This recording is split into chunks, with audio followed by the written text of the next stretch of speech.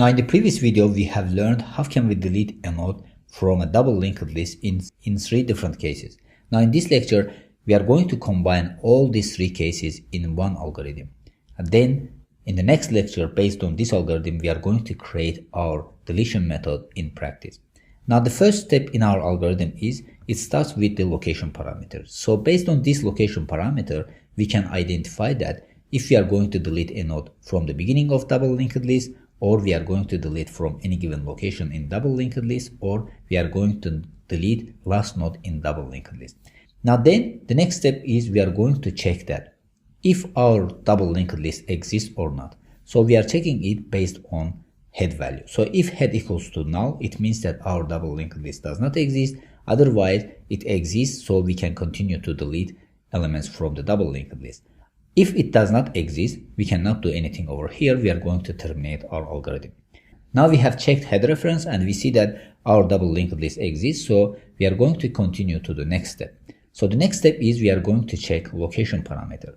So if location parameter points to the first, it means that we want to delete a node from the beginning of double linked list. So this means that we have to delete first node from double linked list. Now in this case, when we are deleting first node from double linked list, we have 2 cases. Now the first case is if we have only one node in our double linked list. So if we have only one node in our double linked list, all we have to do, we have to set head reference to null and tail references to null. By doing so, the only node that we have in our double linked list becomes eligible for garbage collection. So the garbage collector comes and deletes this node from the memory. Now the second case is if we have more than one element in our double linked list. Now here, all we have to do, we have to change head reference to point to the second node. So we are doing it by setting head to head next, because in head we have first node's reference. So if we point head.next, we are pointing to the second node. So this means that head is pointing to the next node.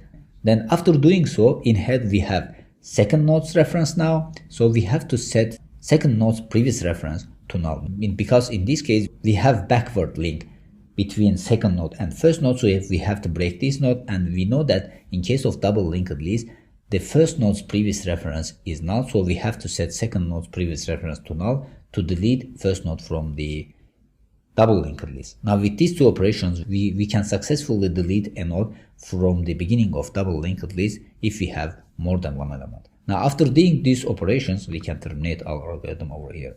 Now if the location parameter is not equal to first location, so this means that we have to check that if it is equal to last. So if it is equal to last, it means that we want to delete last element from the double linked list. Now in this case, we have also 2 cases. The first case is in which we have only one element in our double linked list, and the second case is in which we have more than one element in our double linked list. Now the case is if we have only one element in our double linked list, this is similar with the case of deleting first node from double linked list, because if we have only one element in our double linked list, this node is also first and last node. So all we have to do, we have to set head and tail to null. Now in case if we have more than one element in our double linked list, so if we want to delete the last node from double linked list, all we have to do, we have to change tail to point to the node that is before the last node. So here we are setting tail to tail previous, because in tail we have last node's reference. So if we access tail's previous reference, we are pointing to node that is located before the last node.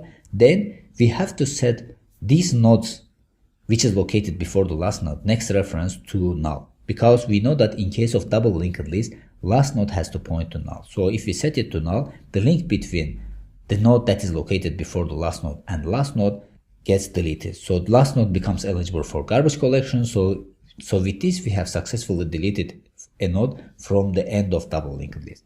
Now, after doing this operation, we can terminate our algorithm. Now the last case is if location is not equal to first and if location is not equal to last. So in this case, we have to delete a node from any specific location.